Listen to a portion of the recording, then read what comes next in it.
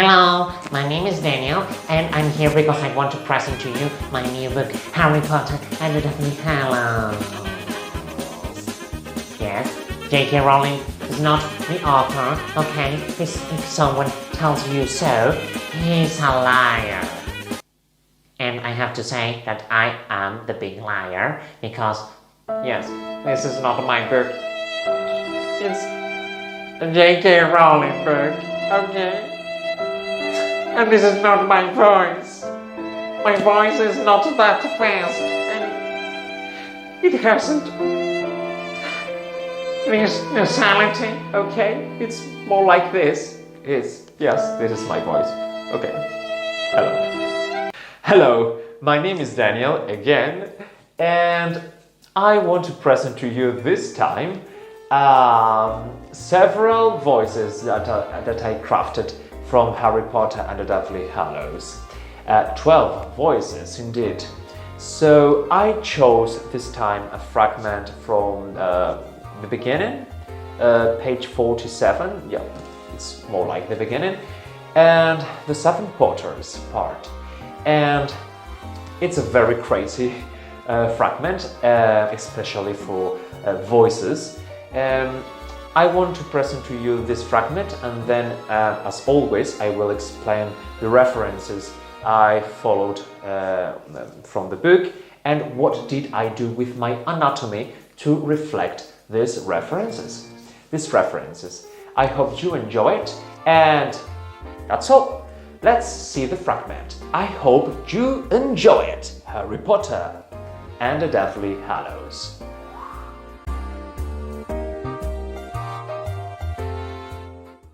So, Potter, some of your hair, if you please.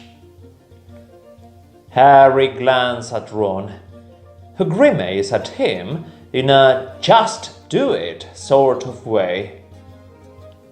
No! Barked Moody.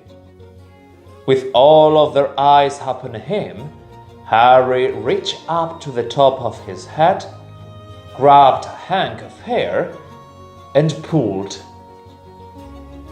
Good, said Moody, limping forwards as he pulled the stopper out of the flask of potion. Straight in here, if you please. Harry dropped the hair into the mud-like liquid. The moment it made contact with its surface, the potion began to froth and smoke. Then, all at once, it turned a clear, bright gold. Oh, you look much tastier than Crab and Goyle, Harry, said Hermione, before catching sight of Ron's raised eyebrows, blushing slightly, and saying, Oh, you know what I mean. Goyle's potion looked like a boogie's. Right then, fake Potters, line up over here, please, said Moody. Ron, Hermione, Fred, George, and Fleur lined up in front of old Petunia's gleaming sink. We're one short, said Lupin. Here, said Hagrid gruffly, and he lifted Mundungus by the scruff of the neck and dropped him down beside Fleur, who wrinkled her nose pointedly and moved along to stand between Fred and George instead. I have told you, I will sooner be a protector, said Mundungus. Show it, growled Moody. As I have already told you, you spineless worm. Any Death Eaters we run into will be aiming to capture Potter, not kill him. Dumbledore always said you know who would want to finish Potter in person. It will be the protectors who have got the most to worry about. The Death Eaters will want to kill them. Mundungus did not look particularly reassured, but Moody was already pulling half a dozen cup-sized glasses from inside his cloak, which he handed out before pouring a little polyjuice potion into each one. All together, then. Ron, Hermione, Fred, George, Fleur, and Mundungus drank. All of them gasped and grimaced as the potion hit their throats. At once, their features began to bubble and distort like hot wax. Hermione and Mundungus were shooting upwards. Ron, Fred, and George were shrinking. Their hair was darkening, Hermione's and Fleur's appearing to shoot backwards into their schools. Moody, quite unconcerned, was now loosening the ties of the large sacks he had brought with him. When he straightened up again, there were 6 Harry Potters gasping and panting in front of him. Fred and George turned to each other and said together, Wow! We are identical! I don't know, though. I think I'm still better looking, said Fred, examining his reflection in the kettle. Bleh, said Fleur, checking herself in the microwave door. Bill, don't look at me. I am hideous. Those whose clothes are a bit roomy, I have got smaller here, said Moody, indicating the first sack. And vice versa. Don't forget the glasses. There is 6 pairs in the side pocket. And when you are dressed, there is luggage in the other sack. The real Harry thought that this might just be the most bizarre thing he had ever seen. And he had seen some extremely odd things. He watched as his 6 doppelgangers rummaged in their sacks, pulling out sets of clothes, putting on glasses, and stuffing their own things away. He felt like asking them to show a little more respect for his privacy as they all began stripping off with impunity, clearly much more at ease with displaying his body than they would have been with their own. I knew Ginny was lying about that tattoo, said Ron, looking down at his bare chest. Harry, your eyesight really is awful, said Hermione, as she put on glasses. Once dressed, the fake Potters look rucksacks and old cages, each containing a stuffed snowy owl from the second sack. Good, said Moody, as at last 7 dressed, bespectacled, and luggage-laden Harrys faced him. The pairs will be as follows. Mundungus will be traveling with me. My broom. Why am I with you? Grunted Harry nearest the back door. Because you are the one that needs watching, growled Moody. And sure enough, his magical eye did not waver from Mundungus as he continued. Arthur and Fred. I am George, said the twin at whom Moody was pointing. Can't you even tell us apart when we are Harry? Sorry, George. I am only janking your wand. I am Fred, really? Enough messing around. Snarled Moody. The other one, George, or Fred, or whoever you are with Remus. Miss Delacour?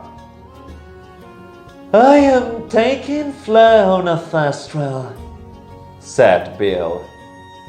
She is not that fond of brooms.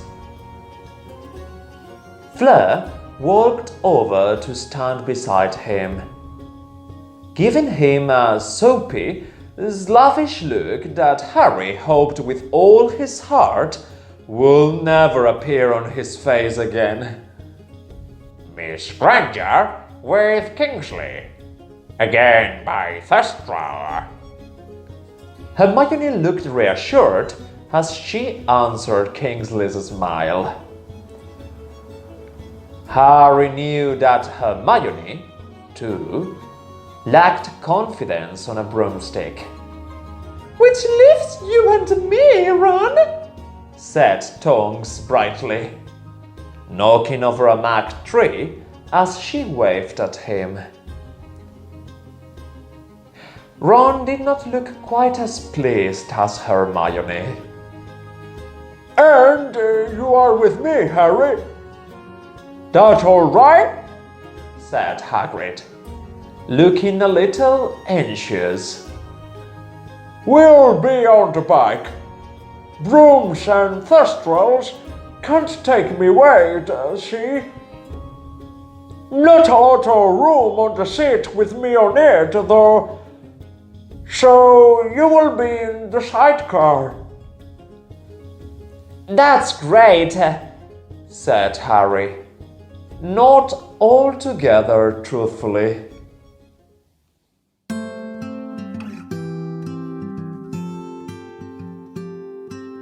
In first place, we have Alastor Moody, Mad-Eye.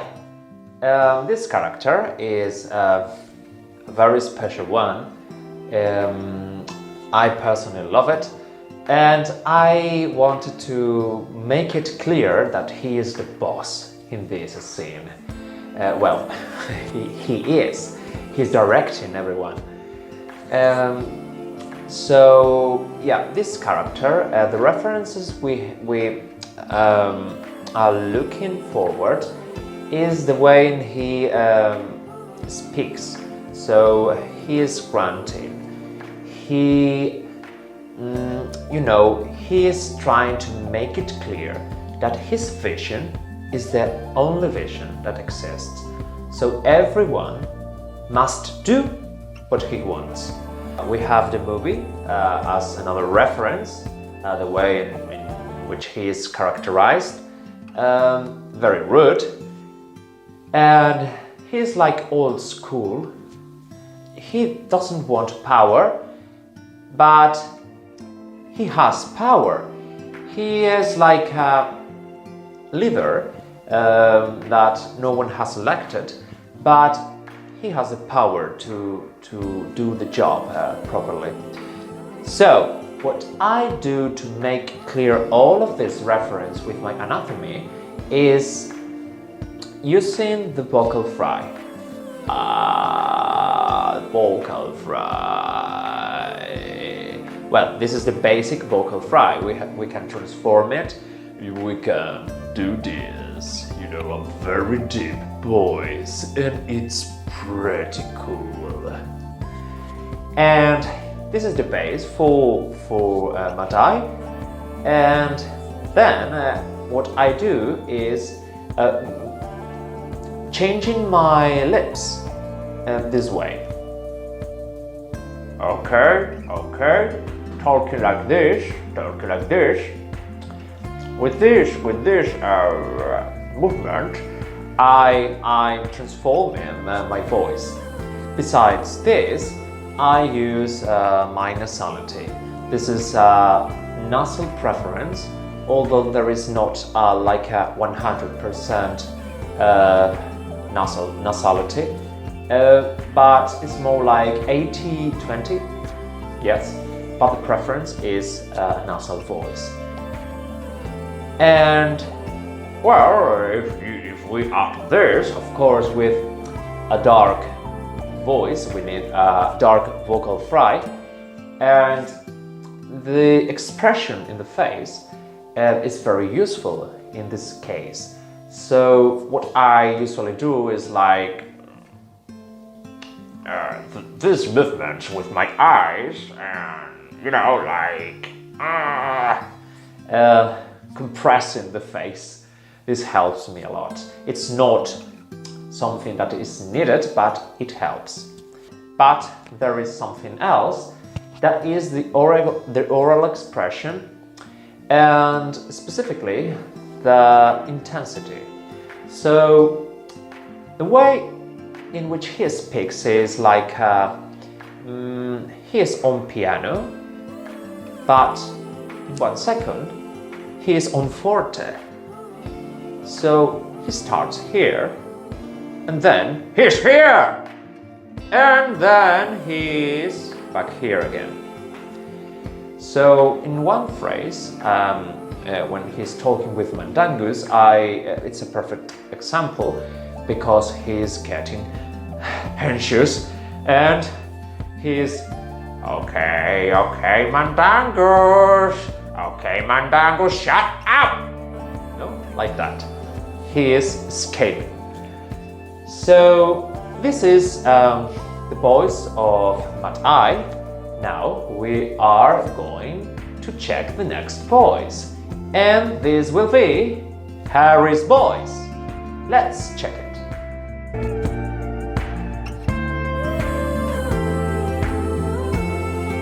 So in order to craft Harry's voice, we do not need anything special. It's very simple indeed.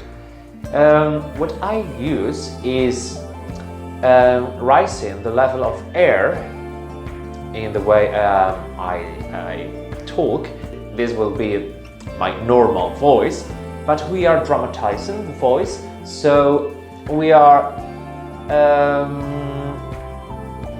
raising this level. So between 1 and 5, it will be like a 2, okay? 0 would be a normal voice, 1 will be a little of air, and 2 will be, well, there is air, it's there, I can feel it.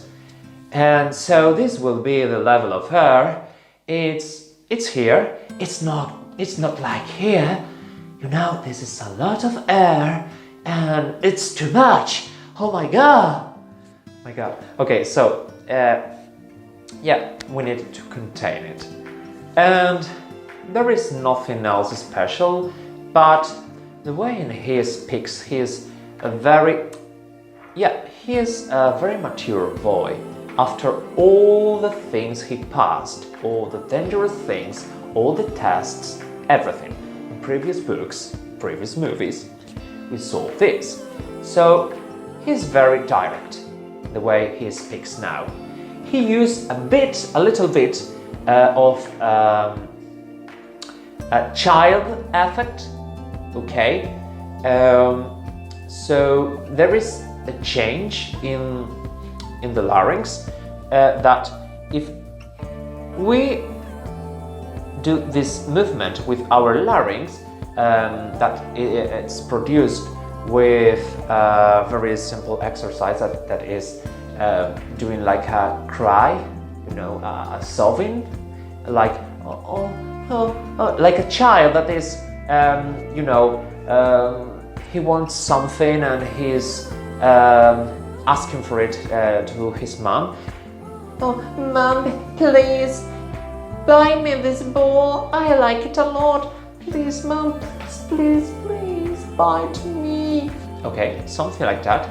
This is very extreme, but Harry is not a child anymore. Maybe in the first book, in the second book, we will use a lot of this effect. But in this case, we will reduce it like what we said before. Between a 1 and 5, we will say a 2. Okay, again, a 2. So it's not like something that is not evident. Okay, it must not be not evident, but a bit more. Like saying, okay, it's like a child voice, not too child, but it's there. That's what I want. And yeah, talking like this, like, I'm crying, but a bit, okay? And with the air, yeah, I am crafting Harry's voice. So, as I said before, he's very direct. He's mature now. He has seen a lot of things. There is not something special on the oral expression. Every aspect, tone, intensity, tempo, that's like normal. So yeah, this is a very basic voice, very simple, and this is Harry's voice. Now we will see the next voice, that is Ron voice. Let's check it.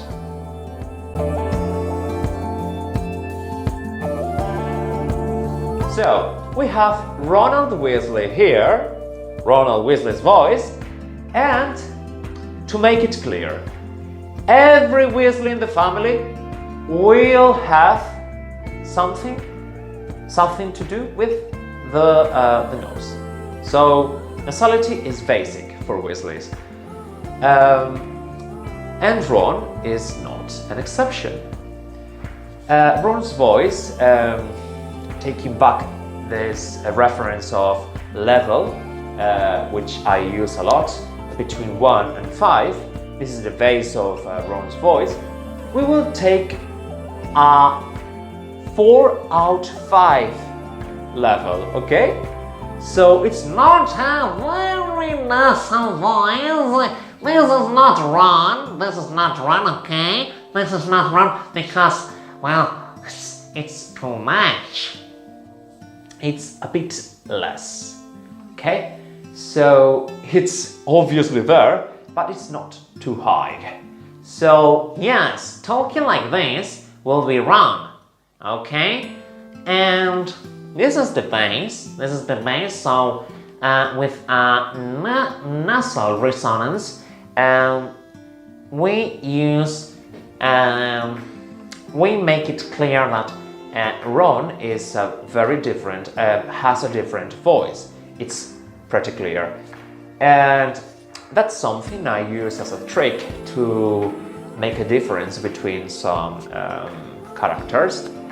And this is something very special because, well, it's quite clear that he is different, and the other Weasleys too, but they have a lot another tricks. We will see later with Fred, George, and Bill. Another thing that is basic in Ron is he's a bit slow, just a bit, okay? Between 1 and 5, he will be a 1 of low, okay?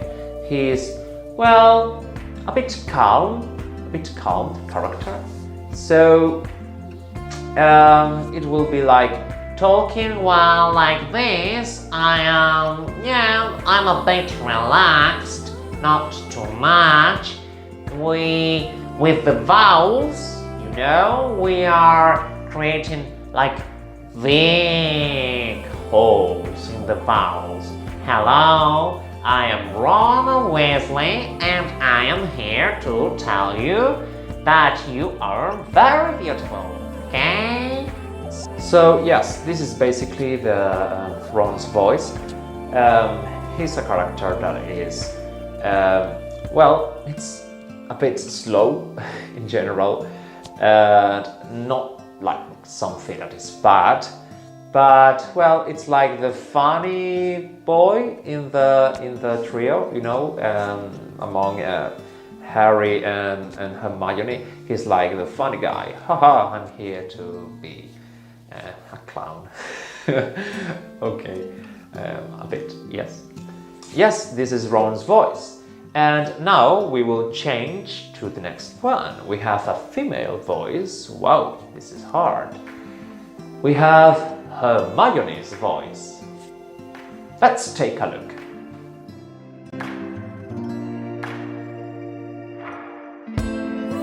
So, Hermione Granger. We have our first female voice. In this case, we need to use falsetto to change our ordinary voice and make it clear that it's a female voice. This is basic for a male voice.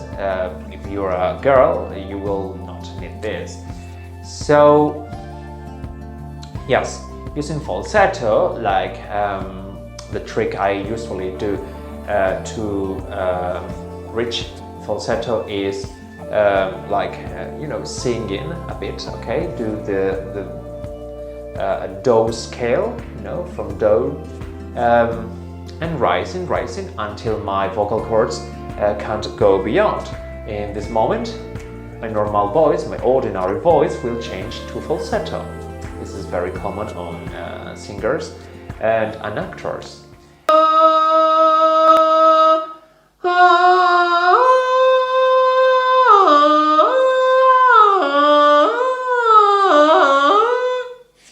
Okay, this is quite funny, but yeah, this is the moment in which, in my case, probably it's not the same as yours, your vocal cords will make a change, so the sound will be different, and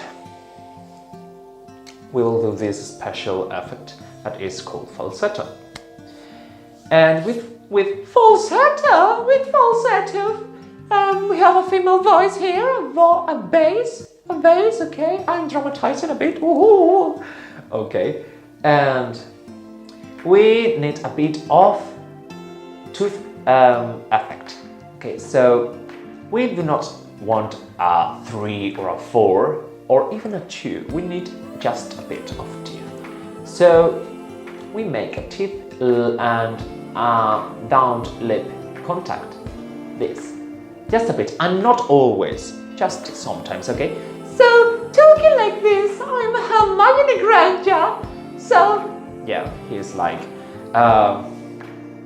he likes a lot of books. She is always in the library. So, yeah, and this is something that is very natural to me. Feels very natural to make this effect.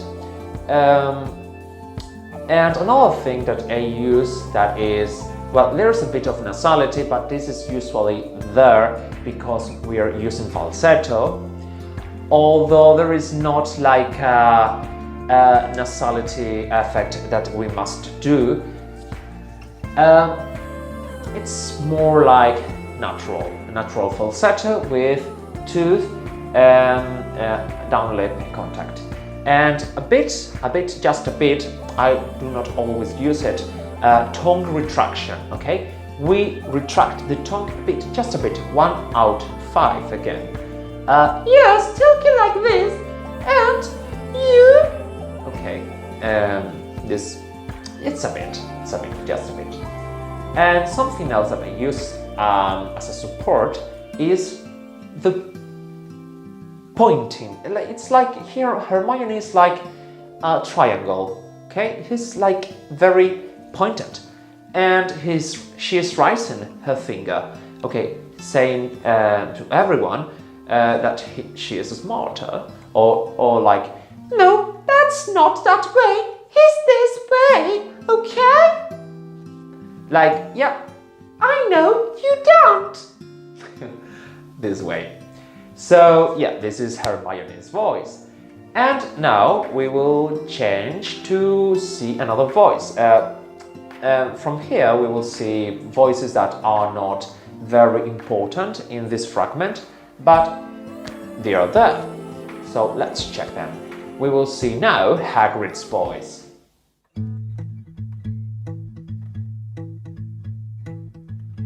So, Hagrid's voice. We have a vocal fry again. Okay, so he is a big character. He is, he has a particular way of speaking. Well, there are some variations in the text that you can see that he has some way different in the way he talks. He's like because he hasn't studied in Hogwarts, at least not until the end. So yes, he has not a lot of education, and that's why he is not right. Okay, we will say in the way of speaking.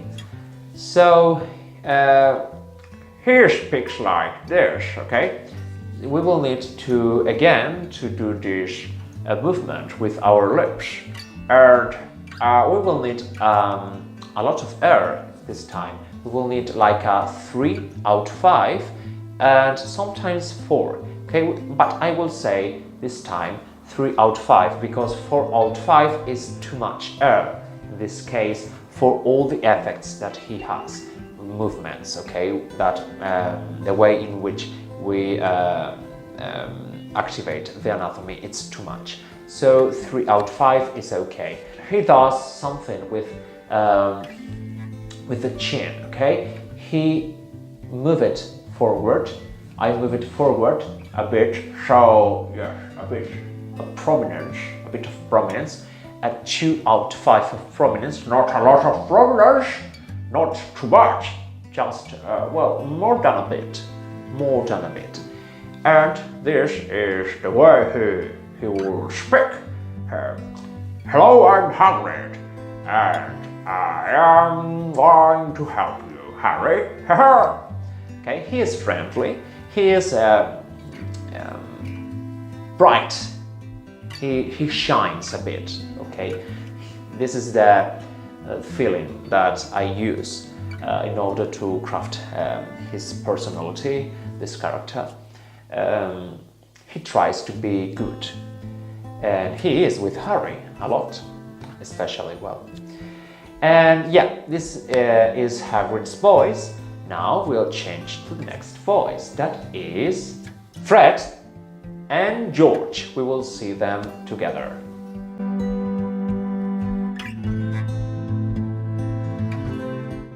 So, Fred and George Weasley. How do I craft both voices? But in first place, why do I combine in the same part of the video these two voices? Well, it's very simple. I do usually like to use the same base to 2, 3, well, whatever the number is, of characters that I feel that have something in common, that they are twins or siblings, that they are very close somehow, or maybe friends that are too close, very close. So in this case, Fred and George, obviously, they are twins, so I thought that it was very obvious to use this way of crafting voices. For Fred and George, I used the same base, that is a smiling voice that if you check the reading, you can see that when I voice in Fred or George, I'm using a smile, a very prominent smile, like it will be like a 3 out of 5 of smile. So when you smile, the voice changes.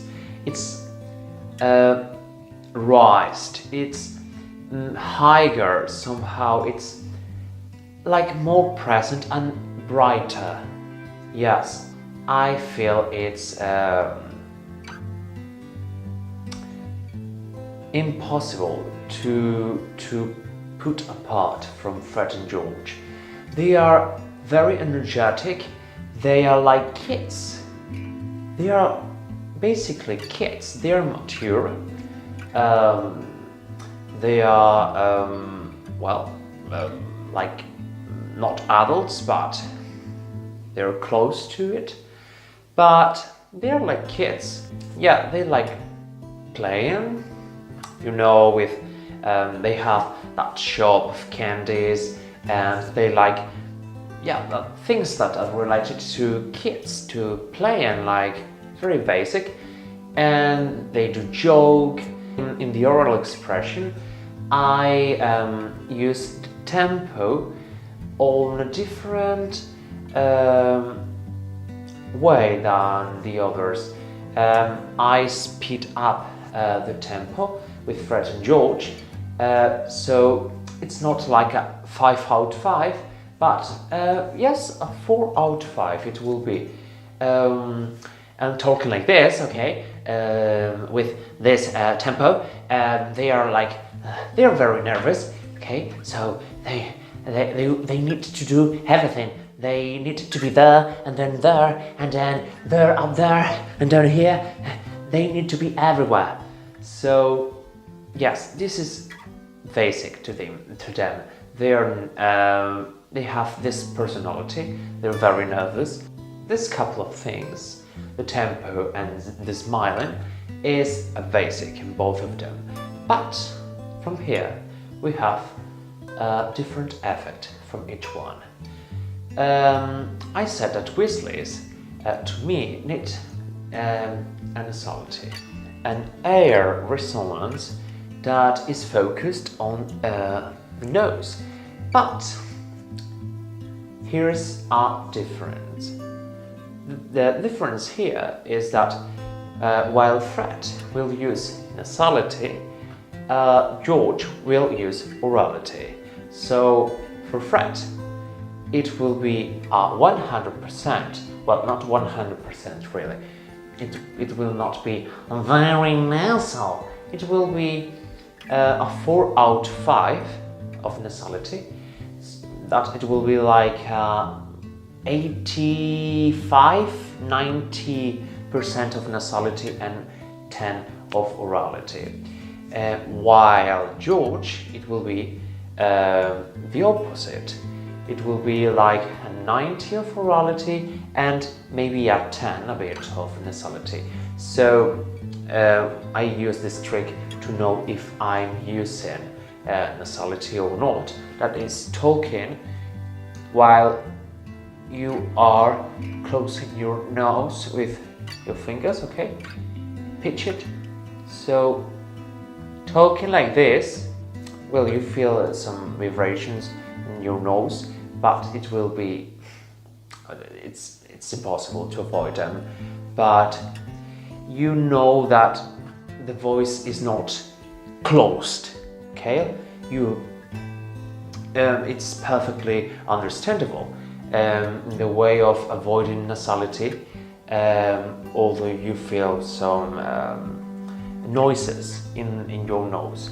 So talking like this, yes, okay, I'm using orality and I am perfectly understandable. So, nasality. It will sound like this. It's okay. This is very obvious. This is a very obvious nasality effect. Okay, and we do not want this. We want orality. So, yeah, our focus is on an oral voice for George, while for Fred, it's simply a lot of air that is focused on your nose. So, yes, nasality. Fred will be here. Okay, I'm Fred. Okay, with the smile and with fast tempo. Yes, I'm nervous. Okay, while George, it will be like, yes, okay, I'm smiling, okay, but I'm not using nasality. I'm using orality, but I'm nervous too, and with the smile too. Okay, so yes, I wanted to mix both voices because, well, they're twins. So it's something I usually like to do. Yes, now we will pass to the next voice, and that will be Fleur voice, another female voice. This is gonna be a bit hard.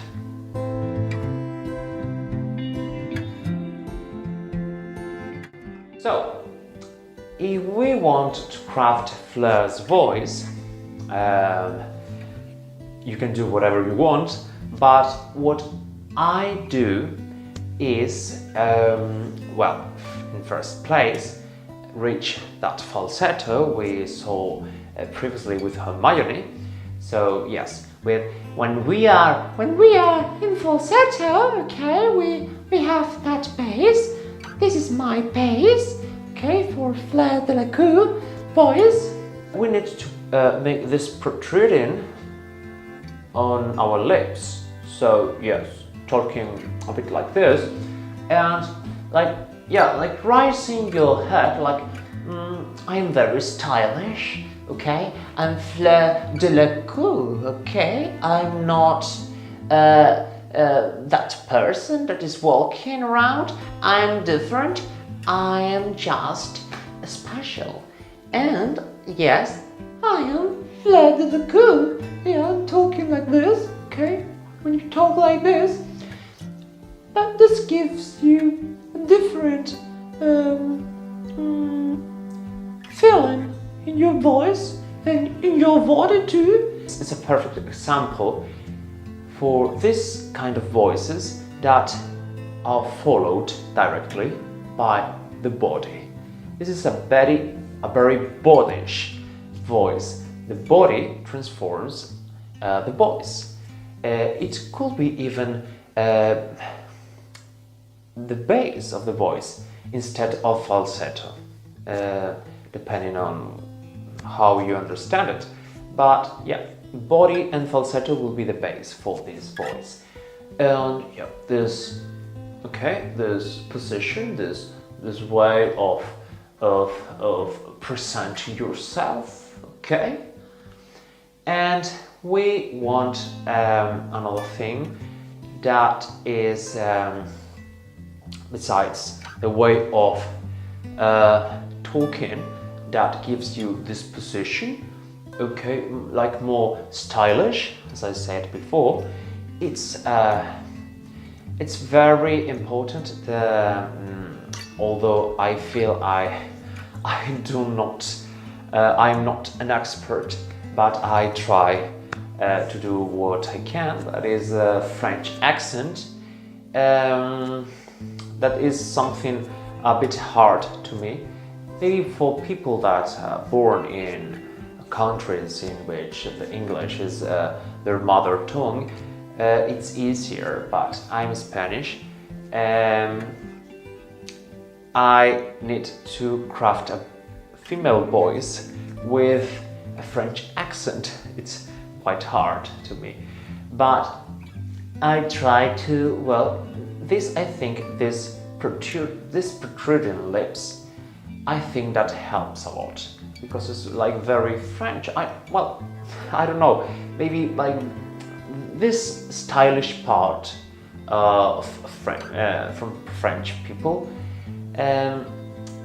you know, the body, manners, and yeah, trying to do this Fleur Delacour, I am Fleur Delacour.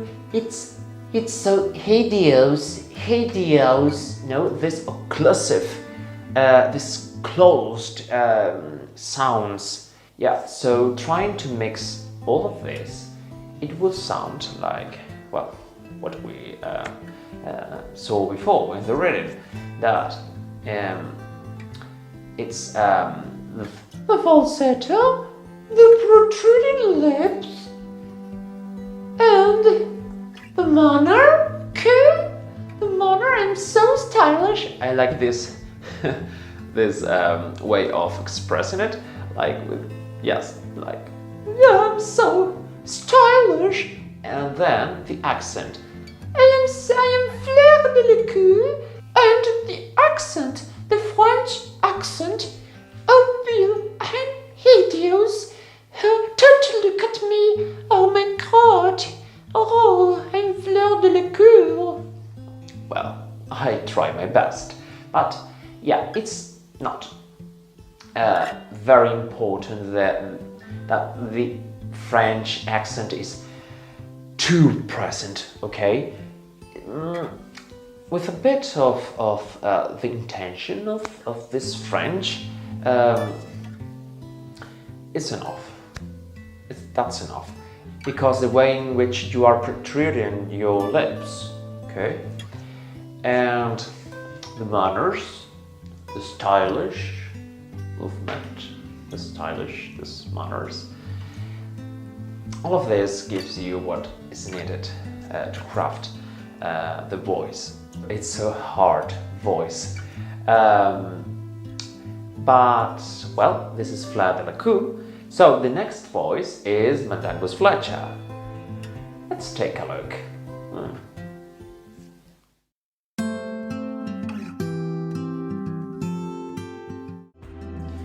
Okay, so Mundungus Fletcher's voice. This voice is amazing. I love it. I wanted to play a lot with it. This character is, well, it's very special in the way of, well, he is there with all the Phoenix, and you are asking, well, why is this person here? I don't understand. Well, he doesn't know either. So yeah, he was like captured by Moody, and yeah, he's just doing the job. He doesn't have any option. And he's like someone that is angry, like, Why I'm here? I don't know why I'm here. I want to be at home. I want to be stealing something because, well, he is a man of business, and yeah, not very a good business. Okay, it's more like something darker. So this voice is very contracted. Okay, it's very. The bass is vocal fry again. We have a vocal fry. We have here a vocal fry. What I like to do with Mundungus is, besides this vocal fry, to give all of these references that I explained. It's just a retracting tone, okay? When you retract your tone, like, well, we saw before, the voice change a bit, okay? It's different. It's more like. I feel that it's close to this expression of being angry, and I don't like this situation, okay? And to make it funnier, I like to do this voice on a high pitch. Not very very high, but it will be like a 3 out of 5 level of high pitch. Yeah, talking like this. Okay, and very with a nasality. Yeah, with nasality, we do this funny voice.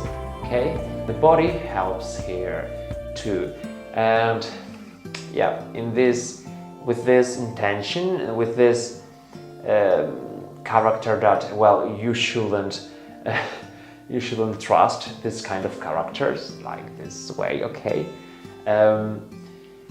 so yes, with nasality, with retracting tongue, and with a high pitch, and with a vocal fry, we have this character, this special character that I feel that reflects his personality. And yeah, you can play with the way in which he is expressing his ideas, like, yeah, okay. Trying to play with the balls, like, yeah, okay. Here's where the vocal fry plays a lot. Okay, the vocal fry is perfect for this kind of voices because it's not very natural. It's not a natural voice at all, but yeah, it's fun. It's fun. So let's see, the next voice is not one of the main voices, and in fact it just appears as a very small phrase, but it's very interesting to check it too. It's Remus Lupin, so yeah, let's see that voice.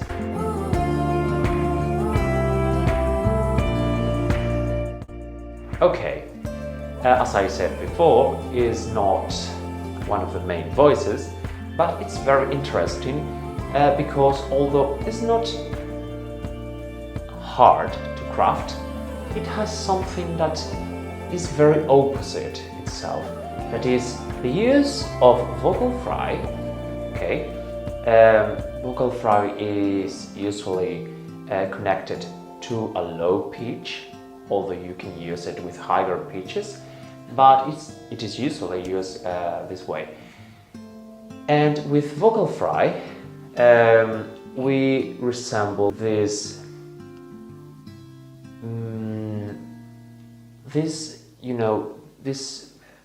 intellectual side of Remus Lupin. Because he's very neutral in general. Okay, he's cold, he thinks a lot, he's quiet too. And we mix this with his other identity. He is a werewolf. I wanted to mix this with his voice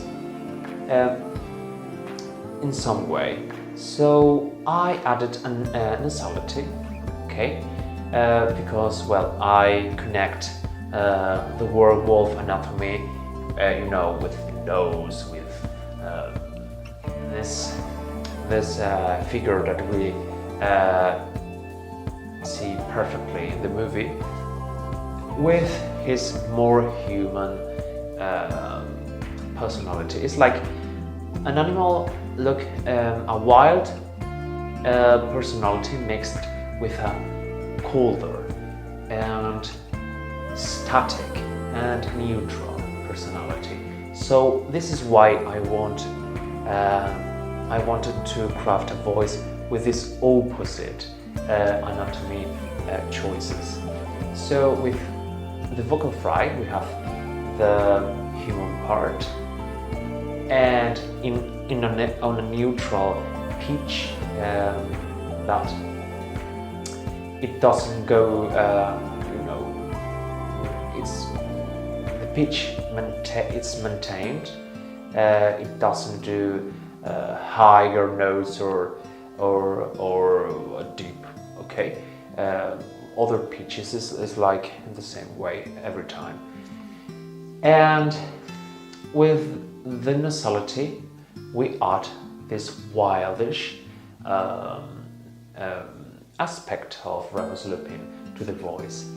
So the result will be vocal fry, okay, with a deep pitch. Well, not too deep. It will be like 3 out of 5, okay.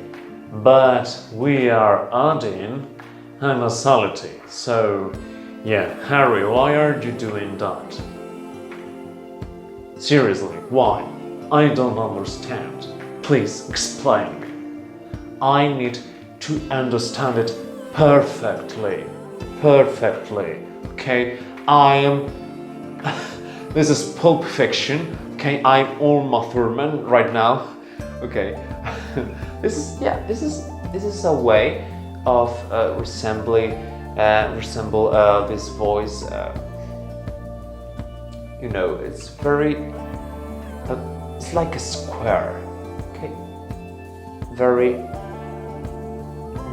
perfectly chord, very like a mind voice. It's a mind voice. You know, very. He's smart. He is static. Yeah, as I said before, the oral expression is very neutral in general. Pitch, tempo. Well, I usually like in other fragments of the book in which he has more text to add a bit of a slow tempo, a bit to reflect this smart part of him, you know, this cold personality. But it's more like optional. It's more depending on the moment, okay? But yes, it's an option here too. But in general, it will be vocal fry plus nasality. Very opposite. Now we will see the next voice, that is Bill Weasley. So let's check this out.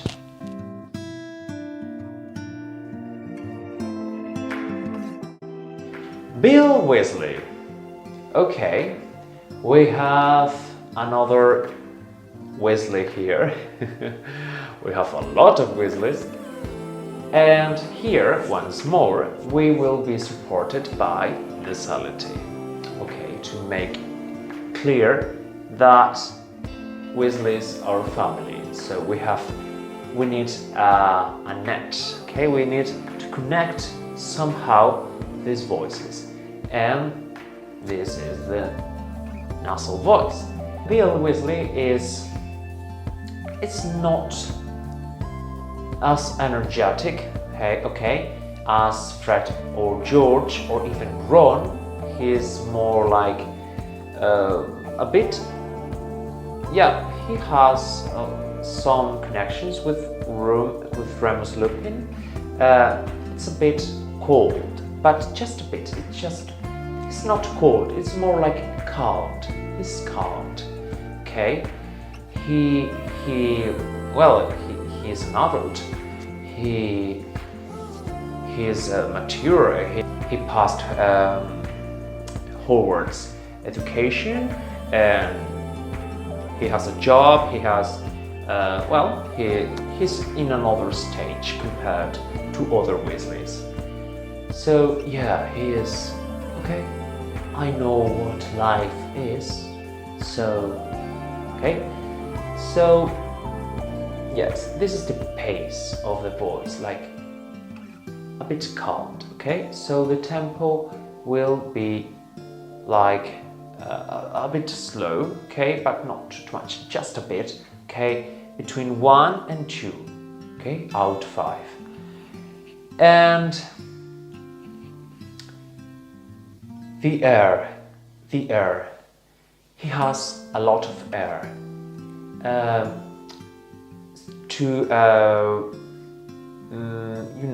to make even more evident this personality, this calm personality.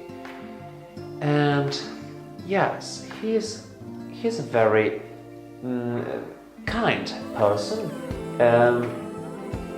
He is not spontaneous, he is more calm. So I feel that the best way to reflect all of this is with a high level of air.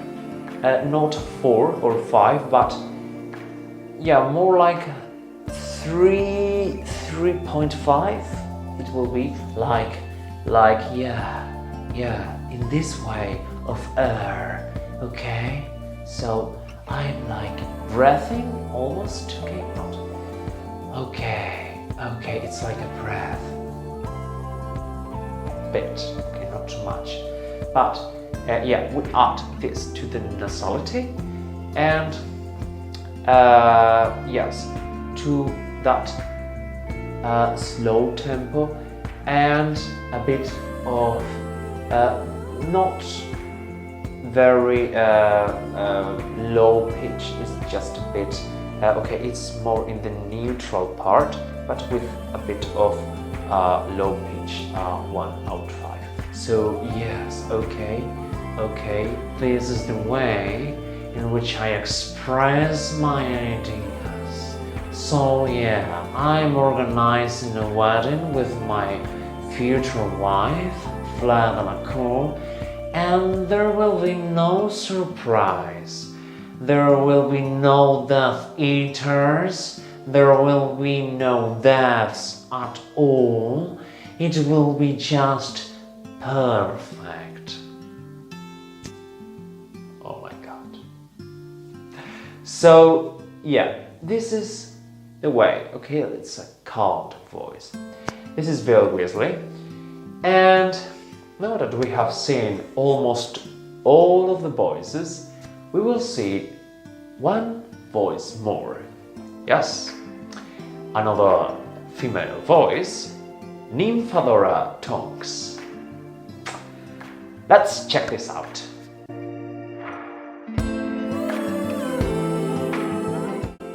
Tonks' voice. How do I craft this voice? Well, again, we go back to that falsetto. Okay, we need this effect, and we will add a tongue retraction here again that will affect the voice to make clear this rounded appearance of tongues, not something physically. She's kind, she's like a sweet. So I wanted to avoid any spark in the voice. I wanted it to be rounded, close, a close voice, okay? She's like a mom. And with Harry, with Ron, she's very kind. She's lovely. So yeah, I think that this retraction reflects this perfectly. I use this vase too, but with other variations with Mrs. Weasley that we couldn't see here, but maybe in future videos. It's a very interesting voice too. It's like a very motherish voice. Okay, it's very fun. And yes, with this retraction, this falsetto, and it's not a very high pitch, indeed, it's something that it's more close to that barrier between natural and falsetto voice, is almost in the middle, okay, almost in the change of both voices. So it's more like this. It's here. Okay, it's almost. It's close. It's close to this point in which the voice changed. It's a deep voice among the pitches in falsetto with falsetto effect, and something that is here. It's the way in she speaks. Okay, oral expression. She is very energetic. She is playful. She has some relations with Fred and George in this aspect. Not okay. Not like she is a child, okay, but more like she wants to play. She has a lot of energy, and she's like 16. Okay, she is young. It's young, but she maintains this personality. So yes, brightness in the voice. Okay, high intensity, not very high, like 2 out of 5. Okay, if this is the okay, this will be like a normal intensity, and we can add a 1 out of 5, a 2 out of 5. It will be here. So yes, this will be Nymphadora Tonks with falsetto and with tongue retraction. Okay, this will be Nymphadora Tonks. Hello, Harry, I love you. Okay, but not as much as Remus Lupin.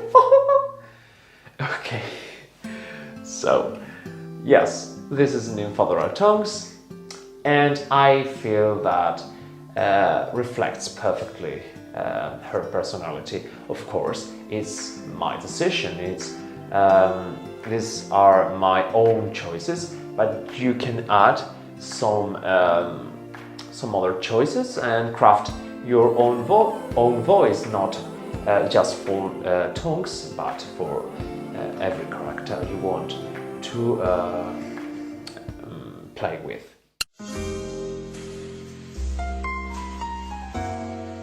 These are the voices that I used in this fragment. If I don't remember wrong, there are 12 voices. There are a lot of voices. I think this is like a record in my channel, 12 voices. I have a lot of more voices that I have crafted for Harry Potter and the Deathly Hallows, but we will not see them on this video. Maybe in future videos we will see that. I hope you enjoyed this video, and we will see in the next one. I hope soon. This took a lot of time, but yeah, I will try with English again. I usually do it in Spanish, but English is good to change ways of sounds, and I like to play with sounds and crafting voices in general, and English gives me another ways to do it.